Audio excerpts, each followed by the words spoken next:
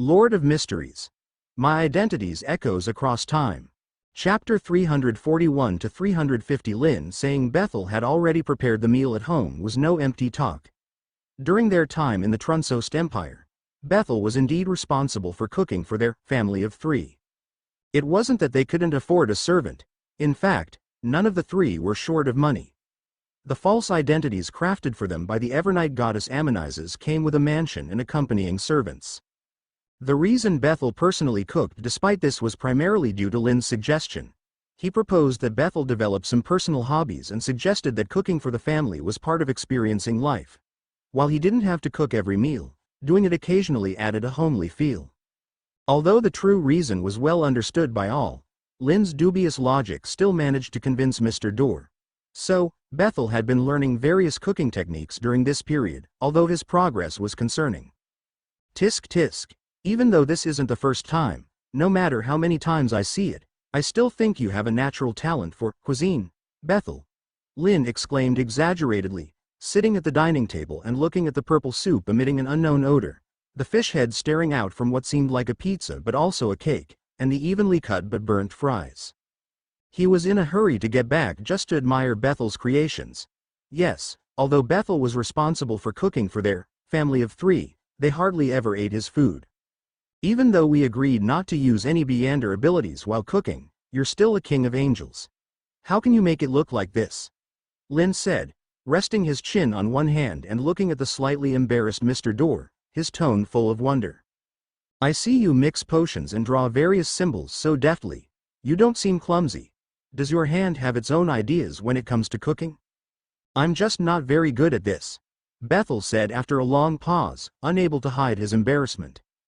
Mr. Dorr himself had not expected to be so inept at cooking or to have such a unique talent for cuisine. He could replicate simple tasks perfectly after seeing once, yet whenever Bethel tried to do them himself, something unexpected always happened, resulting in the dishes that appeared before them. For Bethel, who had always been successful in everything and a top student, this was a novel experience. At this moment, Isaac, also seated at the table, remained silent. Although he couldn't understand why Mr. Dorr made such dishes, he evidently didn't dare to mock him as Lynn did. I understand. Lynn nodded deeply, seeing Bethel's embarrassed and slightly depressed expression.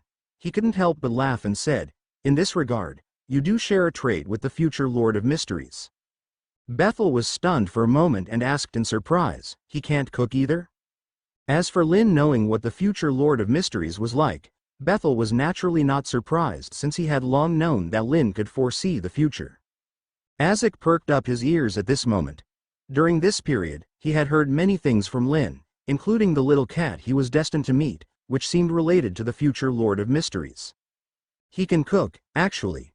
His cooking is quite good, Lynn said, rubbing his chin as he remembered Mr. Fool's handicraft skills that were inferior to a 3-year-old child's, his smile becoming more peculiar. He's just not very good at handicrafts. He can't even cut paper figures better than a 3-year-old and can barely make something that looks human. Hearing this, Bethel's expression also became subtle. He thought for a moment and said, Seer pathway? Exactly, Lynn nodded, not hiding anything. Bethel's expression became even more subtle. As a king of angels of the door pathway, Bethel naturally understood the abilities of the adjacent seer pathway, so he knew how important paper figures were to seers. They could be used throughout the middle sequences and were still useful at high sequences. In this context, a future Lord of Mysteries being unable to cut paper figures properly could only mean he was indeed bad at handicrafts. Oddly, Bethel felt a sense of comfort, and the frustration and depression from being unable to cook well eased significantly. It seemed that everyone had something they weren't good at, he just happened to be bad at cooking. With this thought, Bethel decided not to give up and planned to practice even more, determined to make food that was edible. Good luck, Lynn immediately encouraged, seeing that Mr. Dorr was contemplating. Although he believed Bethel's continued practice would most likely lead him further down the path of cuisine, his spirit was commendable. Moreover, Lynn felt a sense of relief seeing Bethel, who had been engrossed in cooking and fighting his cuisine talent, showing signs of improved mood despite the occasional frustration. Bethel had been deeply troubled upon learning about his corruption, even if he appeared fine. His current distraction clearly improved his state of mind. Though Lynn's actions were often mischievous, they weren't purely for tormenting. So, how did your visit to the flower parade go today? Did Trunsost see through your disguises? Bethel asked, changing the topic to business after Lynn's encouragement. The two kids liked to join in the fun and hadn't seen Knight Emperor Trunsost before, so they went to watch the flower parade. Mr. Dorr, being an old acquaintance of Trunsost, naturally didn't join them. Whether he saw through our disguises or not isn't clear, but Trunsost should have guessed who I am. Lynn replied, propping his chin up with one hand, speaking slowly. So I plan to meet him. If I remember correctly, tonight there should be a banquet in the palace celebrating the Knight Emperor and Empress's wedding anniversary. With our disguised identities, we can just about qualify to join the fun. Azek remained silent, lowering his head. He had come to understand Lynn's nature, knowing that if Lynn decided to watch this spectacle, not even Mr. Dorr could dissuade him.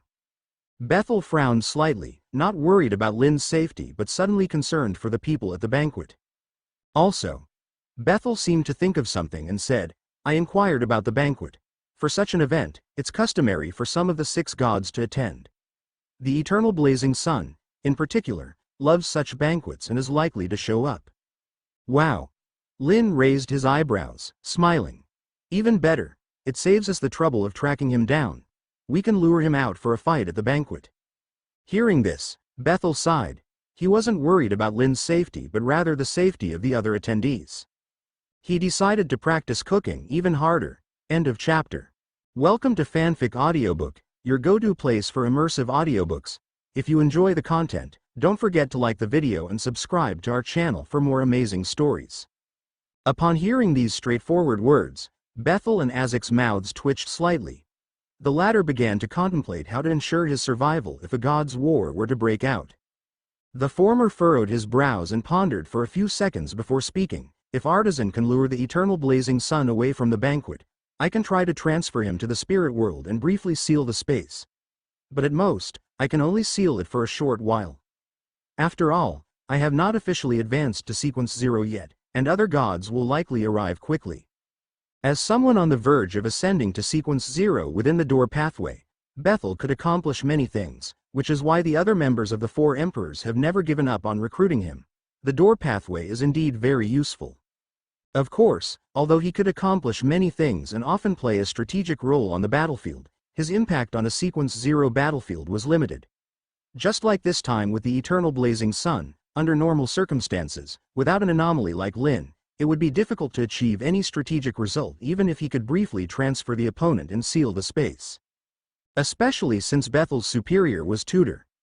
As a half-crazed Sequence 0 whose whereabouts were always easily traceable, the Blood Emperor Tutor could hardly sneak into the Trunsost Empire as quietly as Lynn, let alone have an inside agent like the Evernight goddess Amonizes to disguise them. Even a Sequence 0 would find it difficult to see through the disguise in a short time.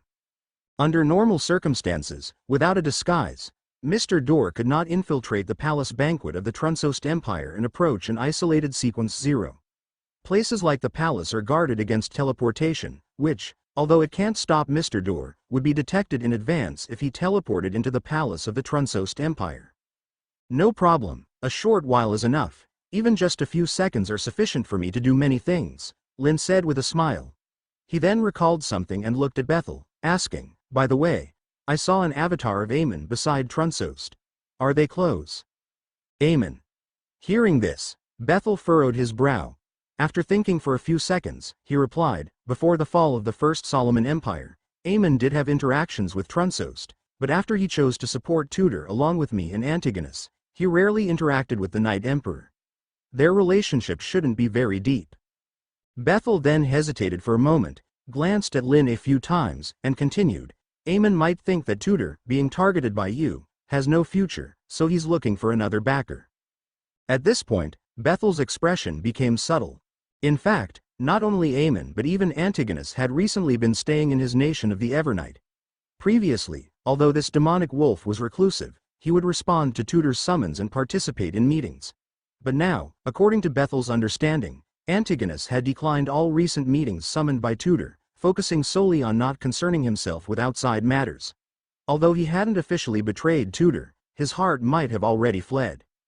Actually, it's not just them. Even I. Sigh. Bethel couldn't help but sigh inwardly.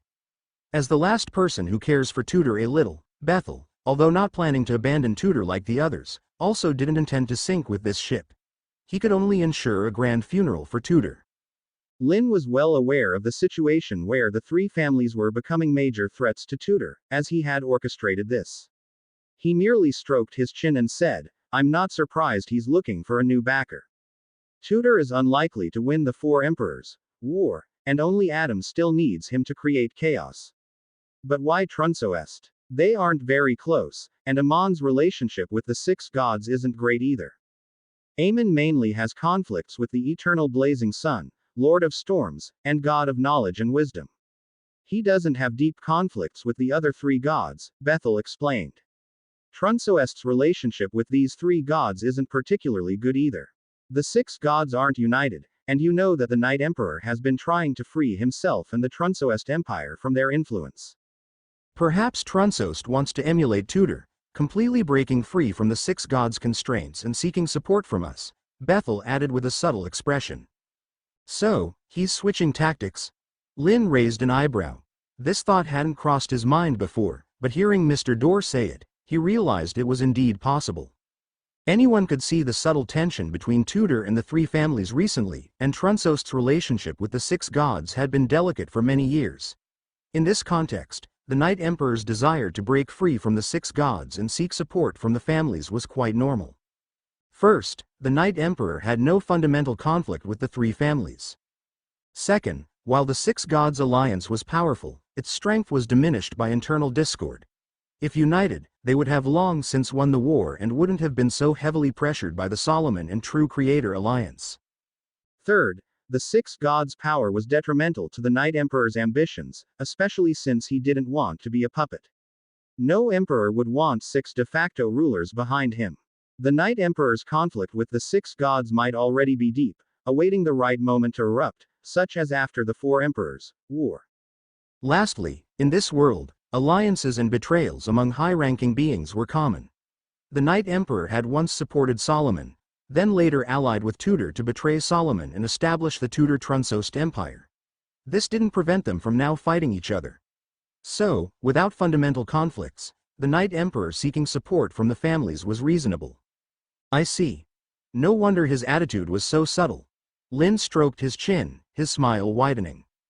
If the Night Emperor really wanted to switch sides, that would be perfect. It aligned perfectly with his plans. End of chapter. Lynn naturally approved of Trunsoest, the Night Emperor's idea of replacing Tudor to become the new supported party of the three families. This was not only harmless to him but also held many benefits. For example, it could surprise Amon, who was preparing to switch allegiances. When the Night Emperor Trunsoest turned to seek support from the three families, the six gods, to cope with the pressure from Solomon, the True Creator, the God of Death, and others, would inevitably seek new supporters. This could lead to two scenarios. First, the six gods choose a new sequence 0 to support. Second, the six gods turn to support the Blood Emperor Tudor, who is abandoned by the three families. Honestly, the first scenario is unlikely. Given the current era's situation, fostering a new sequence 0 in a short time is incredibly difficult. The emergence of God of Craftsmen was an unexpected anomaly, and even the six gods would find it hard to foster a sequence 0 in such a short time. As for the second scenario, Lynn was very curious. If it came to that, would Adam continue to support the Blood Emperor Tudor? And if the six gods choose to support Tudor, the people I dislike will be in the same group. Lynn muttered to himself. He didn't dislike many sequence 0s, just a few, including the Blood Emperor Tudor, the Eternal Blazing Sun, the Primordial Demoness, and the God of Death. Regarding others, Lynn didn't particularly dislike them, though he wasn't fond of them either. Once Tudor embraced the six gods, considering Tudor's collaboration with the God of Death, the people Lynn disliked would be united, except for the Primordial Demoness. Go for it, Trunsoest. Lynn instinctively cheered in his heart for the Night Emperor wielding his spade. However, he didn't forget that Bethel, as one of the last conscientious members of the three families, had not yet decided to abandon Tudor. He hesitated, glancing at Bethel several times. Mr. Dorr, feeling uneasy under Lynn's gaze, sighed helplessly, roughly guessing what Lynn was thinking. He spoke, if it comes to that, I won't sink with Emperor Tudor, but until then, I don't want to easily abandon him. Bethel, you have too much conscience. Look at Amon, already seeking a new allegiance. What exactly is worth your loyalty in a madman like Tudor? Lynn wasn't surprised by this response and muttered in slight disappointment. Emperor Tudor.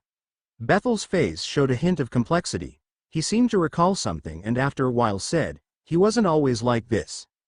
Tudor used to be quite charismatic. Sometimes I think that becoming a sequence 0 and turning into a lunatic might not have been good for him. Lynn looked at Bethel for a moment, not surprised by his words. He believed the former Tudor was likely charismatic. Without charisma, he wouldn't have become Solomon's right-hand man, Trunsost's accomplice, and gained Adam's support. But Lynn didn't care about that. No matter how charismatic Tudor was, it had nothing to do with him. He didn't know Tudor from that era, and the mad Emperor Tudor was his enemy. So, Lynn simply looked at Bethel and, after his emotional moment passed, said, Bethel, even if you don't want to seek a new allegiance early, isn't it possible to bluff Trunsost a bit? Bethel was momentarily stunned and looked at Lynn with a peculiar expression. Well, not bluffing per se. It's about considering new management before jumping ship. Lynn continued calmly, you could take your time, maybe until Tudor's ship sinks. Bethel's mouth twitched. He couldn't help but say, you mean I should use this as an excuse to gain Trunsost's support? Clearly, Mr. Dorr was sharp, quickly understanding what Lynn wanted him to do. Not exactly deceive. You're a top talent, Bethel. Many Sequence Zeros would want to recruit you. If Trunsost wants to recruit you, he should show some sincerity, right? Lynn spread his hands, smiling at Bethel. And if he truly wants to break free from the 6 gods, he should make an effort. Bethel found himself at a loss for words. His rational mind told him Lynn's words were nonsense, but another part of his mind insisted Lynn made sense. If the Night Emperor Trunsost truly wanted to break free from the 6 gods and recruit the 3 families, he should make some sacrifices. And if Tudor's ship did sink, he could indeed turn to Trunsost. After all, Mr. Dorr had no deep-seated enmity with the Night Emperor. But, Isaac cautiously interjected, hesitating before continuing, this is all speculation. What if Trunsost has no such intention? Then it doesn't matter. Lynn looked at Isaac and replied cheerfully, we're just discussing a possibility. He then looked back at Bethel and said, and if Trunsost really intends to switch allegiances, we'll know at tonight's banquet. If he truly wants to switch sides, he will come to us. It turned out that Bethel's guess was correct. That evening, when Lynn and his group, disguised under aliases, sneaked into the imperial palace of Trunsost and mingled with a group of inconspicuous nobles, a servant quietly approached them. Viscount Enlin, His Majesty wishes to see you. The servant bowed respectfully and quietly invited Lynn while saluting. Lynn, slowly sipping a glass of juice, glanced at him without rushing to respond. He casually looked around the main venue of the banquet. The banquet had just started, and most important figures had yet to arrive. Only a few major nobles were present. After scanning the room, his gaze briefly paused on Artisan, who had arrived early after receiving his message and was now bored, counting his fingers. He then withdrew his gaze. Finally, he looked at Bethel and Isaac beside him. After exchanging a glance with Bethel, he slowly put down his juice and smiled, it will be my honor. End of chapter. Because today's banquet was especially lively, and Lynn's group was only at a corner of the event, the scene of the waiter inviting Lynn did not attract much attention. At most a few nobles nearby glanced over. Are you sure? What if this is a trap?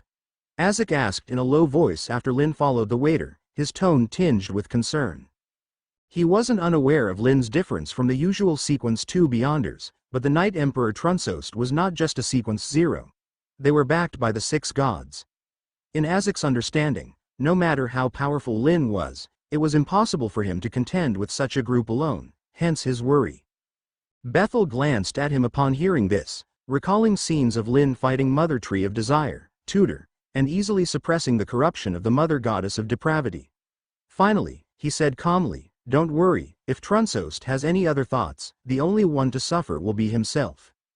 Hearing this from Mr. Dorr, Isaac felt somewhat reassured despite still being worried. He then began to worry about another matter. If a god's fight really broke out tonight, how would he survive? While Isaac was deeply worried, Lynn followed the waiter to a study. The waiter stopped at the door of the study, bowed his head respectfully, and said, "His Majesty is waiting for you in the study. Please do not keep him waiting." Lynn did not hesitate. After a polite knock and hearing a response from inside, he pushed open the door and entered the study. It was a large study, almost comparable to some libraries Lynn had visited, decorated very elegantly and symmetrically. So, does one's aesthetic change along with their pathways? Lynn thought for a moment, his gaze searching the room. He quickly spotted the Knight Emperor Trunsost, dressed in formal attire, holding a book that seemed freshly opened, and looking quite focused. Lynn's gaze instinctively moved to the book in Trunsost's hand. Seeing the title on the cover, The Knight Emperor and His Rose, his expression became subtle. He had seen this book before, in the collection of the Abraham family butler. Not only had he seen it, but he had read its content and knew who wrote it. It was indeed a work by the butler. So, the Knight Emperor enjoys reading his own fanfiction? Lynn looked at Trunsost with a strange expression. Ahem. Perhaps noticing Lynn's odd look, Trunsost snapped out of his reading, hurriedly closing the book with a snap. He looked at Lynn, maintaining his composure, and smiled. "Should I address you as Viscount Enlin or Mr. Libert?" "That depends on whether you wish to speak with someone representing Bethel for official matters or a nervous young noble thrilled by the summons of the Emperor." Lynn smiled back, responding slowly. Hearing this, Trunsost's eyes narrowed slightly, and he looked at Lynn with deeper meaning. "I wish to see the one who has recently garnered much attention as the son of Mr. Dorr." "Then, it's nice to meet you, Your Highness Trunsost," Lynn said, stepping forward. With each step, his disguise faded away, and by the time he reached Trunsost and extended his hand, he had returned to his appearance as a young angel. "I am Libert Abraham, pleased to meet you." Trunsost also extended his hand, shaking Lynn's, and smiled. "Hello, Libert. I hope you don't mind me calling you that." "Of course not."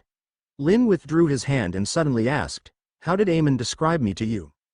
Trunsost's eyes showed a hint of surprise, but he seemed to understand something. "It seems your relationship with him is better than I thought." Amon's avatar hadn't just stood idly by Trunsost's side. In fact, the mischievous child had taken over the fate of the original waiter. In such a situation, even a Sequence Zero would find it hard to notice an extra Amon avatar among the attendants unless they paid special attention. But the boy before him had clearly spotted Amon at a glance. Of course, after all, he is an important senior orphan whom I've beaten up, bombed, and harassed. I naturally take extra care of him. Lynn's eyes swept over the shelves filled with books, his expression becoming even more peculiar. The Night and the Moon. Will the Blood Moon Queen fall in love with the Arbiter Emperor? High Sequence can have love too. Lynn had read every one of these titles, even knowing most of the authors. Even he felt a bit shocked at this moment. Ahem. Trunsost, who was still pondering Lynn's relationship with Amon, noticed Lynn's gaze and his shocked expression. Almost instinctively, he coughed to explain or change the topic. "Your Abraham family members are quite interesting." "So that's your reason for collecting all the fanfictions about you and your wife?" Lynn asked, looking at Trunsost with a soul-searching question.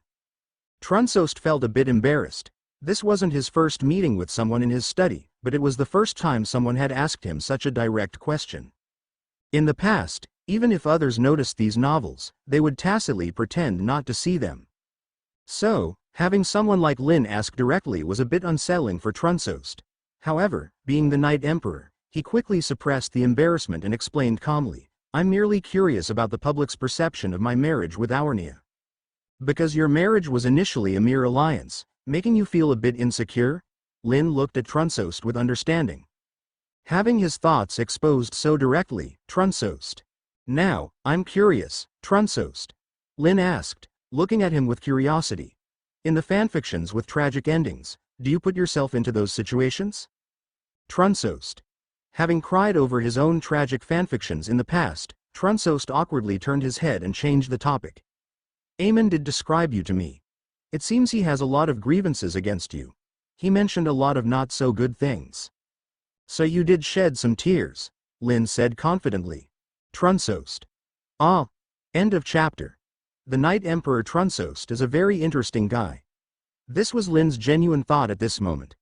Although they had known each other for less than 2 minutes, Lynn felt that this justiciar might surprisingly make a good friend. Lynn liked this kind of interesting person. He smiled at Trunsost, who was internally screaming like a groundhog, and felt that his earlier hunch was correct. This trip was worth it. On the other side, the Night Emperor Trunsost, feeling what it meant to die socially, for the first time in his life, also had a clearer understanding of the young angel before him. He finally understood why Amon's expression was so peculiar whenever he mentioned Libert Abraham. The personality of this son of Mr. Dorr was truly indescribable. The last person who made Trunsost feel this way was Amon. Thus, despite the short meeting time, both parties already had a clear and deep understanding of each other. It was something worth celebrating. It seems Amon's description of you was quite accurate. A few seconds later, having suppressed his inner emotions, Trunsost once again wore his signature smile and looked at Lynn. And how did he describe me? A troublemaker? A prankster? A mischief maker, or perhaps a husky? Lynn tilted his head slightly, smiling, showing a certain self-awareness. Hearing this series of descriptors, some he understood and some he didn't but could guess the meaning of, Trunsost paused and gave Lynn a subtle look before saying, "He called you a worse trickster than himself." Oh. Lynn raised an eyebrow, crossed his arms, and leaned against a wall, looking casual.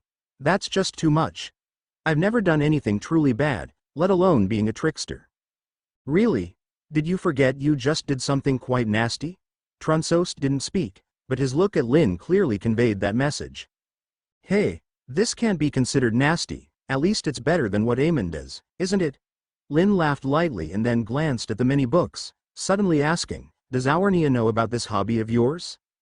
Trunsost was taken aback, clearly not used to Lynn's leap in logic. After a brief pause, he smiled and said, Aurnia rarely enters my study. She doesn't like these things much. Oh. Lynn's "oh" was filled with meaning, then he said definitively, so she doesn't know. I think this has nothing to do with the important matter we are about to discuss. Trunsost instinctively shifted the topic, his eyebrow twitching. I don't think it's irrelevant. Lynn smiled and said unhurriedly, these things help me understand your relationship better, which helps in some assessments. Hearing this, Trunsost frowned, his usually gentle smile turning serious. He looked at Lynn and said, I don't like others meddling in my relationship with Aurnia. Huh? Lynn was taken aback by the serious tone, then he looked at Trunsost with a laugh and said, I think you misunderstood. I have no interest in disrupting your relationship. In fact, I support your rare and beautiful love. Lynn's earnest tone made Trunsost realize he was serious, and he awkwardly averted his gaze. But Trunsost felt it wasn't entirely his fault for misunderstanding. Although he admitted he was a bit sensitive and suspicious in this relationship, it was mainly due to the ambiguous words of the young angel in front of him. So what do you mean? Trunsost didn't forget the main issue and asked immediately. I don't know how much you know about me, nor how much Amon told you. Lynn stood up straight, smiling at Trunsost, and said unhurriedly, but this doesn't stop me from wanting to discuss cooperation with you, concerning the future of you and the Blood Moon Queen, Aurnia. I mean your futures, not your love or marriage. Trunsost's eyes narrowed slightly. He didn't have much information from Amon about Lynn, but as an ally of the six gods, he managed to get some info from the Evernight goddess. Like Libert Abraham's abilities seemingly relating to time. But more specific details, Trunsost didn't know. Hearing Lynn's words now, he instinctively thought of one aspect and asked, you mean you know the future of Aurnia and me? You could say that. Lynn didn't deny it, smiling at the justiciar before him. He hadn't planned to reveal this so early, but after meeting Trunsost and understanding his feelings for the Blood Moon Queen Aurnia, Lynn knew that while Trunsost might not care about his own death, he would definitely care about his wife Aurnia's fate. It wasn't surprising. Sequence Zeros weren't devoid of emotions. Referencing Russell and Bernadette, they cared about little else, so when they had someone they loved, they would be more extreme than mortals.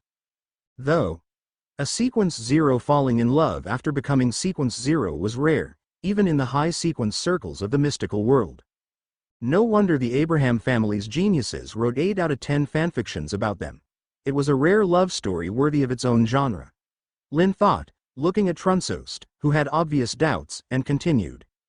In the future, in the originally destined history, you will fall shortly after the Four Emperors' War ends, and Aurnia will soon meet the same fate after your fall. Trunsost's pupils contracted sharply.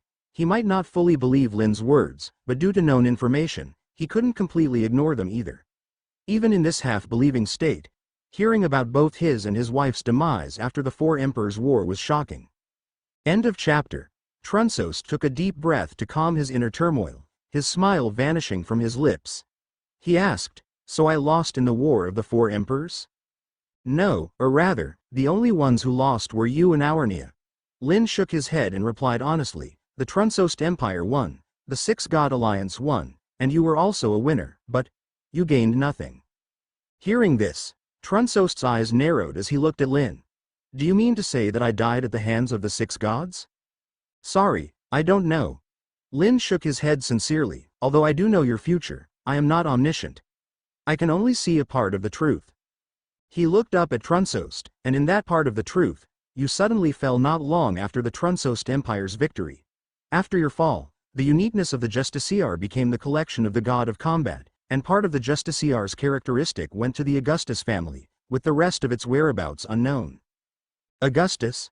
Trunsost did not underestimate Lynn just because he claimed not to be omniscient. He raised an eyebrow, recalling the obedient Augustus family before him, one of the four noble families of the current Trunsost Empire. He then asked, who supported Augustus? The Evernight Goddess, the Lord of Storms, and someone who was about to ascend to Sequence 0 in the original history. Lynn didn't hide the truth but couldn't help but smile when he mentioned the last person. Hearing this list, Trunsost showed a thoughtful expression, not too surprised, as if he had somewhat anticipated this outcome but hadn't expected it to truly happen. However, Trunsost clearly did not fully believe Lynn's words. He then changed his tone. "How can I be sure that your words are not to sow discord between me and the Six Gods? Do I need to? Or do you need me to sow discord between you and the Six Gods?" Lynn smiled and countered. He looked at Trunsost as if seeing through all his thoughts. Or perhaps, he truly could. Lynn naturally possessed near-mind reading abilities to detect others' emotions. Trunsost's movements paused, yet there was no panic from being seen through. He remained as composed as an emperor who could ally with Tutor to backstab Solomon, establish the Trunsost Empire with the Six Gods, and even shake off most of the Six Gods' restrictions. "Maybe you're telling the truth." Trunsost didn't answer Lynn's question, or perhaps he already did. The Justiciar looked at the boy before him and asked, "Then why are you here? Why tell me this? What do you want from me?" "Me." Lynn showed a thoughtful expression, tapping his skull as if troubled. After a few seconds, he said, "Actually, I don't know what I can get from you or what I want from you, as I lack nothing." Trunsost's movements paused, clearly not expecting such an answer. "But I like fun." Lynn suddenly laughed, looking at Trunsost with a bright smile. "So I want to see what changes would occur if you and Aurnia survive the originally doomed future. Maybe it will be interesting." Lynn's tone was leisurely but carried an indescribable allure. "Don't you want to see what that future would be like, Your Majesty Trunsost?" Trunsost's grip on his book tightened subconsciously. He looked deeply at Lynn and said, "I prefer clearly defined transactions over such fun." Okay. Free things are the most expensive, I understand." Lynn showed a "can't do anything about you" expression and nodded with a bright smile, looking at Trunsost. "You want to win over Amon, Antigonus, and Bethel, right?" Trunsost did not deny or show any surprise at this statement. He vaguely sensed how terrifying Lynn's ability to understand people was. High-sequence individuals of the spectator pathway might not see through him, but the boy before him seemed able to. In front of someone like this, hiding obvious facts was meaningless. "This seems irrelevant to our transaction," Trunsost said calmly, though clearly concerned. "Let's call it a small bonus or a preliminary cooperation before the formal transaction." Lynn rubbed his chin and said to Trunsost, "I can help you contact Antigonus and arrange a meeting with Bethel. Whether you can persuade them to support you will depend on your ability. Fortunately, I have a significant influence on these two, so you have an advantage in advance." Trunsost's eyes showed a hint of thought. He had indeed heard that Libert had a good relationship with the three kings of angels of the mysteries pathways. Even his relationship with Amon was not bad but subtle. With Libert bridging the gap, his chances of gaining support would undoubtedly increase. "What do I need to pay?" Trunsost wasn't blinded by the benefits and asked. Since it was a preliminary cooperation before the formal transaction, he had to pay something in return.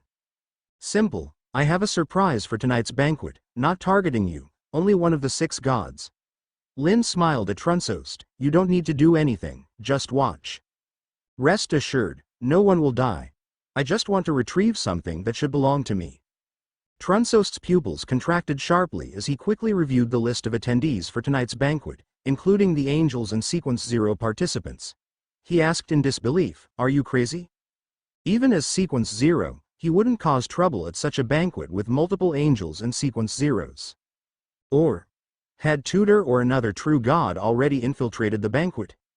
Trunsost was momentarily uncertain. Hey, Lynn just chuckled without explaining further. He patted Trunsost on the shoulder and repeated. Just watch. End of chapter. Just watch. If Trunsost had been guessing whether it was Tutor or some other true god who had infiltrated the banquet, after Lynn patted him on the shoulder and he saw the casual smile on his face, Trunsost had already understood. The confidence of this young angel did not come from others but from himself. This was undoubtedly an incredible thing, but Trunsost's mind suddenly flashed with all the information he had recently obtained about Libert Abraham. The Knight Emperor Trunsost did not actually know Libert Abraham well. He was neither a close friend of Lynn, favored by him, nor an enemy, beaten up by Lynn repeatedly. Unlike the Lord of Storms, who, because of the Evernight goddess and Klein, attended a gathering of the gods and thus had a basic understanding of Lynn's strength, Trunsost was an outsider. Until today, he had never met Lynn nor been noticed by him. But Trunsost was not foolish. Even just bits and pieces of information obtained from Amon, Evernight, and even the Lord of Storms were enough to make this Justiciar realize that Libert Abraham was very special, far from being just Mr. Door's son. So, from the beginning of today's meeting, Trunsost gave Lynn enough respect, treating him as an equal. Otherwise, Trunsost would not have allowed Lynn to tease him. If it were an ordinary Sequence 2 daring to tease the Knight Emperor, they would have been thrown out long ago. But only now did Trunsost realize that he might still have underestimated this young angel before him.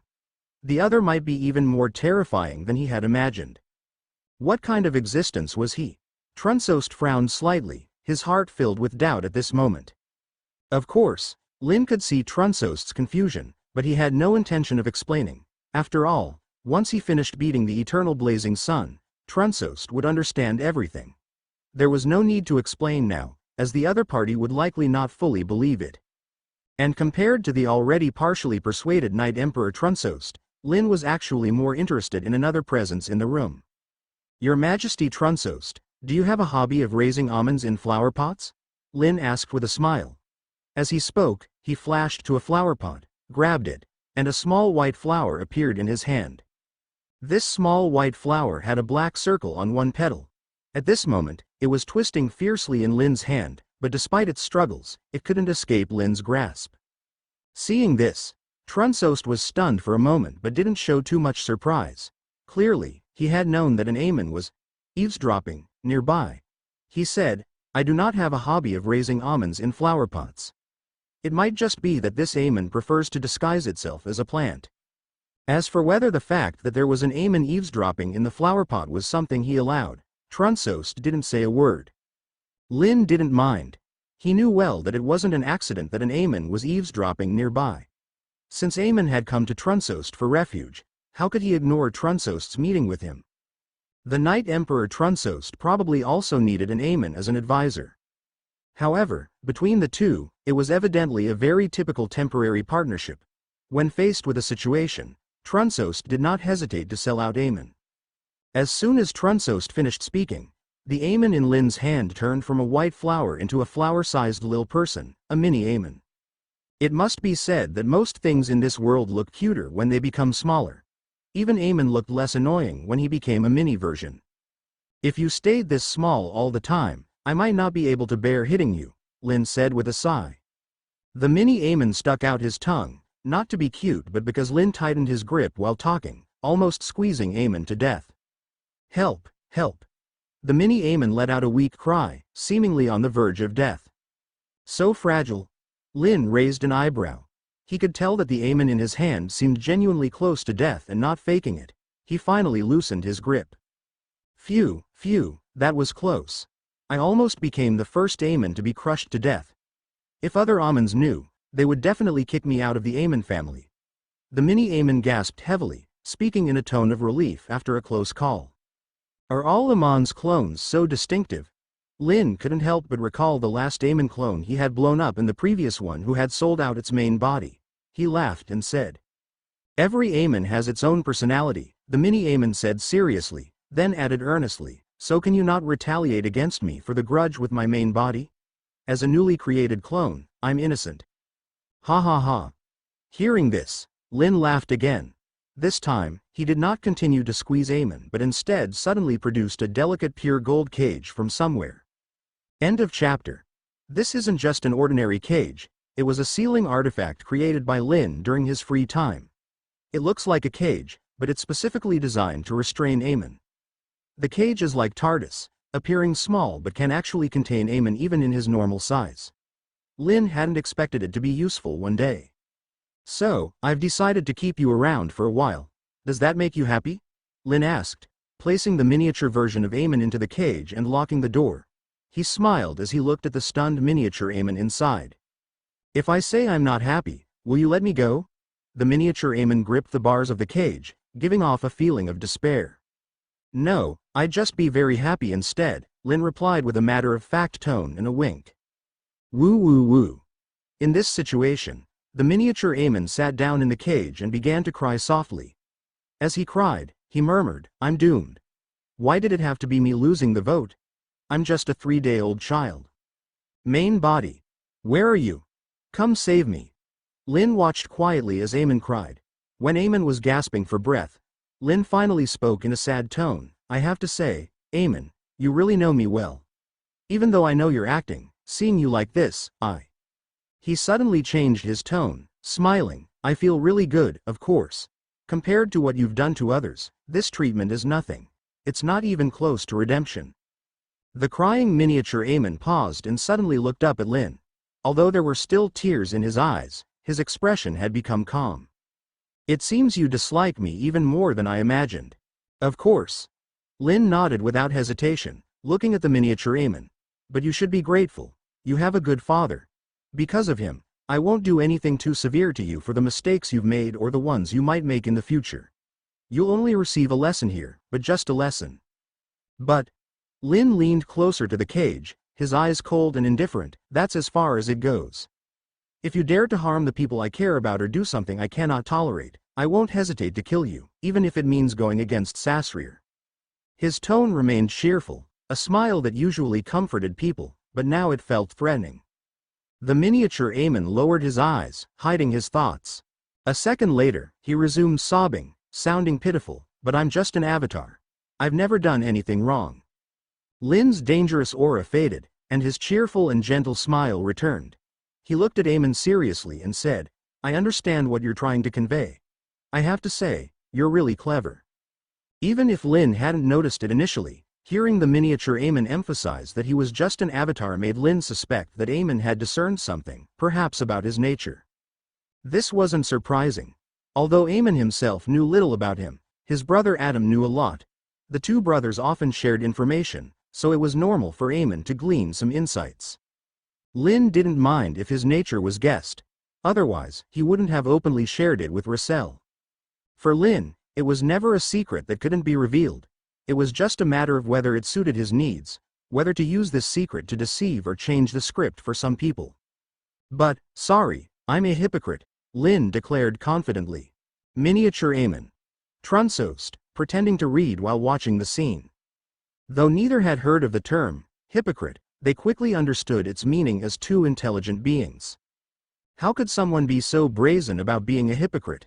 The miniature Amon was stunned and couldn't cry anymore.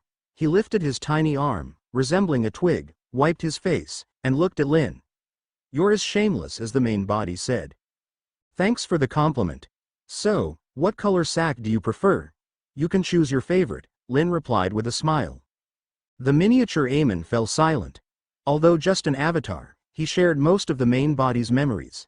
He clearly remembered Lynn once sacking Tudor. Lynn wasn't bothered by the miniature Amon's silence. He continued, or would you like to choose a color of sack for your main body? After all, he's abandoned you. Given the principle that any Amon could be the main body in the future, I think you deserve a little revenge. Who knows, you might be the last Amon standing. The miniature Amon's eyes flickered, hesitating. He looked at Lynn a few times before saying, you're trying to drive a wedge between me and the main body. Just tell me if you want to choose or not. You can pick for yourself or for the main body. Lynn smiled, then added, or should I choose for you? I think white is good. It changes color nicely when stained with blood. No, no. The miniature Amon shook his head vigorously. This time, he didn't hesitate and quickly replied, black, I'll pick a black sack for the main body. Black, huh? That's quite fitting for a little raven. Lynn nodded, smiling at the miniature Amon in the cage. Lynn knew Amon wasn't being honest, whether it was the main body or an avatar. He understood that everything the miniature Amon was showing was just a facade to deceive him. But so what? Since gaining consciousness, Lynn had encountered too many people who approached him with facades. Some had met untimely ends, while others got lost in their own deceptions. Wearing a mask for too long can make it impossible to take off. This might be a cautionary tale elsewhere, but for Lynn, it often turned into a frightening reality. Because of this, Lynn was quite curious about what would become of this Amon, who was pretending and trying to deceive him. He wouldn't mind turning an Amon against himself. It would be quite amusing, a great source of entertainment. After all, he had nothing to lose even if it failed. End of chapter. Due to his intention of raising a miniature version of Amon and possibly turning him into a defector for future amusement, Lynn was in no hurry to find Amon's true body. Lynn shook the cage in his hand vigorously, causing the mini Amon inside to roll around helplessly, eventually lying in one corner like a defeated person. As a clone of a king of angels, the mini Amon naturally wouldn't be this embarrassed just from some rolling. However, the cage Lynn used was specially designed to seal the power of any creature inside it and even weaken their physical strength, reducing them to the state of an ordinary person. It's completely normal for an ordinary person to feel dizzy after such shaking. Lynn continued to tease Amon like a hamster for a while until the mini Amon became thoroughly exhausted, curled up in a corner, and looked as though he never wanted to move again. Only then did Lynn glance at the subtly expressive Trunsost and said with a smile, Your Majesty Trunsost, if there's nothing else, I shall take my leave. There are still matters at the banquet that require my attention. Hearing this, Trunsost glanced at Lynn and then at the mini Amon in Lynn's hand with a look of pity. He finally said, I will keep a close eye on what you are about to do. That's for the best, Lynn replied with a smile. He looked in a certain direction in the study, then withdrew his gaze and patted the golden cage. An illusion immediately covered the cage. After some thought, Lynn produced a piece of cloth from somewhere and covered the cage thoroughly. Although in theory, the illusion he cast would be difficult for anyone, even those of sequence 0, to see through unless they specifically tried to. Considering the high number of high-sequence individuals at the banquet, Lynn decided to add a physical safeguard. Sometimes, purely physical methods are harder to see through. After completing all this, Lynn left Trunsost's study with the golden cage in hand. After he left, the Knight Emperor Trunsost closed the fanfiction he was reading and said softly, He knows you're here. Of course he does, another voice responded as Amon's figure appeared in the corner of the study, this time in his normal size. So, are you the true body? Trunsost asked, looking at Amon in the corner. Any one of me can be the true body, Amon replied with a smile, adjusting his monocle. He's interesting, Trunsost said, withdrawing his gaze. Then he added, You're also interesting. Same to you, Your Majesty. Who gets emotional reading fanfiction? You're much more interesting than me, Amon teased, noticing Trunsost's sudden stiffening and smiling even more brightly. Though Lynn could be a pain, Amon had to admit that sometimes his antics brought some amusement. If not for the natural conflict with Medici, Amon thought he might even become friends with Lynn. Of course, that's just a thought. HMPH, after a brief moment of stiffness, Trunsost let out a chuckle devoid of emotion and continued, Do you think what he said is true? Adam once told me he's special.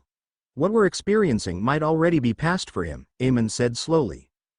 Trunsost's pupils shrank, and he looked deeply at Amon, saying, I thought you would warn me against him, given that your relationship doesn't seem very good. No, you're mistaken, Amon shook his head. Looking towards the door, he smiled and said, "He's not my enemy. He might teach me some lessons and bring me some suffering, but in a certain sense, he's more reliable than you lot." Trunsost didn't respond to these words, knowing why Amon said them. It was both a warning and a declaration of his own value and bargaining chips. Trunsost needed Lynn as an intermediary to connect with Antigonus and Bethel. But he also needed Amon, who had a special relationship with Lynn, as a certain link and balance. "It seems I really need to consider Libert's proposed deal seriously," Trunsost muttered to himself. Amon is truly clever. Walking down the corridor of the Trunsost Empire's palace after leaving the study, Lynn suddenly murmured to himself. This wasn't because Amon might have guessed his true nature, but because Lynn realized that Amon had finally understood something. Lynn's existence was both a threat and a safeguard for Amon. With Lynn around, Amon might never live a peaceful life, constantly facing persecution and pranks from Lynn and even getting blown up now and then. He also couldn't covet the position of the Lord of Mysteries. But at the same time, if Amon encountered trouble he couldn't handle, as long as it wasn't a situation that crossed Lynn's bottom line, Lynn wouldn't mind lending a hand. This wasn't just for Sasrir's sake but also because, for Lynn, the fun in tormenting Amon was more valuable than simply eliminating him. But then again, there's no rule saying I have to help right away. Waiting until he's half dead before helping is just as good, Lynn chuckled. He wouldn't mind helping Amon when he was almost defeated, but he also wouldn't mind kicking him a few more times when he's down. Lynn would indeed spare Amon's life out of respect for Sasrir, but only just that. That's the appropriate treatment for a troublesome brat. With these thoughts, Lynn shook the golden cage vigorously again, satisfied with the sound of the mini Amon tumbling around inside. He was beginning to enjoy this Lil Amon. How fun. Little Amon, since I'll be taking care of you for the foreseeable future, how about I give you a separate name? It would make it easier to distinguish you from the other Amons, Lynn suggested, lifting a corner of the cloth to look at the mini Amon inside the cage with a mischievous grin. The first step in turning Amon into a defector, of course, began with giving him a new name. Names can sometimes be unimportant, but other times, they're very significant. A good new name can signify a good start. The mini Amon, still dizzy from the shaking, said nothing. End of chapter. If you were to ask mini Amon how he felt right now, it would probably be a big, speechless. After all, he wasn't stupid. He could clearly see that Lynn's attitude was barely disguised. It was as if Lynn were naming a pet cat or dog. But what could mini Amon do? He couldn't resist Lynn. Moreover, maybe that was the purpose behind his main body sending him to Lynn. As mini Amon thought about this, he felt genuinely exhausted. He knew he was trapped in a game both sides were aware of. However, did the main body really not fear things going awry? Mini Amon was puzzled. Although he was also Amon, even he didn't always understand what his main body was thinking. If you don't understand, then don't think about it. Anyway, life goes on. Lynn's voice suddenly sounded beside him. He still wore that smiling expression. So, do you have any thoughts on your new name? If not, I'll name you. Indeed, Lynn guessed that mini Amon might have been intentionally sent to him by the main body. He even guessed that Amon might have anticipated his intention to turn mini version against him. Why would the other party do this? Simple, isn't it? Firstly, for Amon, each avatar could be the main body. Secondly, Amon knew that through normal channels, he could never become friends with Lynn. Amon might scoff at the concept of friendship, but that didn't mean he didn't want the support of a suspected ancient being, at least to ensure he wasn't targeted anymore. In this situation, Amon naturally chose an unconventional approach. He was indeed a very smart person and, in some ways, understood Lynn's psychological weaknesses. He willingly handed over a flaw, a weakness, to Lynn, not caring if mini Amon would truly be turned in the future. Perhaps this was because, in Amon's eyes, each avatar was indeed the main body? But regardless, Amon's move was successful. Even though Lynn saw through Amon's calculations, he still planned to proceed with his original idea. Lynn really wanted to turn mini Amon. For him, the fun in this far outweighed Amon's schemes. A new name. I really can't think of one. Mini Amon was initially startled by Lynn's sudden words. After hesitating for a while, he said, "Actually, I don't really want to change my name. How about I add a surname or suffix to distinguish myself from the main body?" "That works too." Lynn thoughtfully nodded, holding his chin. Since you can't think of one, I'll think of one for you. How about Tiny Amon? Mini Amon was eerily silent for a few seconds before politely suggesting, you don't have any naming sense, do you? Yes, I have no naming sense. Lynn didn't hesitate for a second to nod. Then he heavily patted the cage, shaking Mini Amon inside, before decisively saying, from now on, you'll be Tiny Amon. What a cute name, it might even soften me a bit when I hit you. Mini Amon, now known as Tiny Amon, couldn't say anything. He couldn't complain. Last time you said that, you almost killed me, so he quietly accepted the strange new suffix. After naming his new pet, No, Mini Amon, Lynn happily returned to the corner of the banquet hall, where he saw Bethel and Azek waiting for him.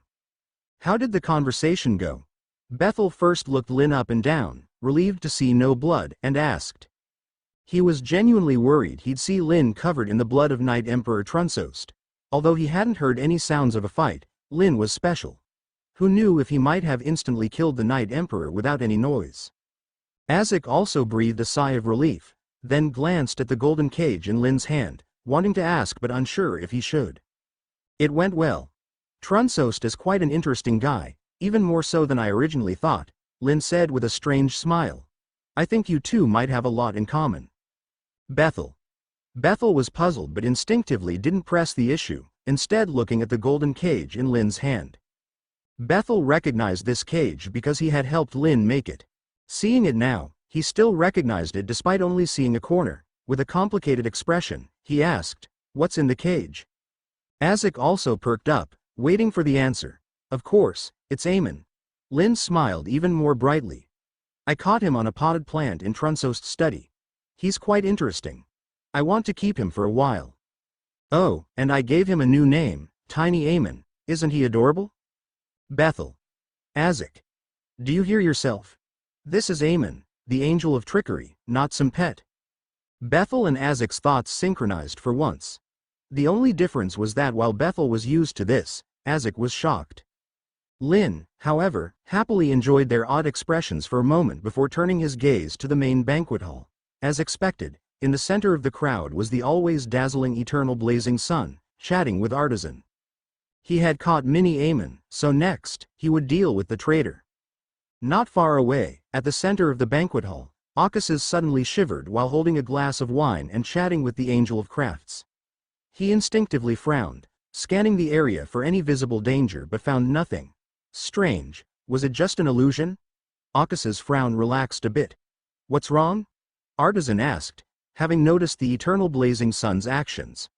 Worried that his hidden allies might be exposed, he quickly tried to distract the Akasis. End of chapter.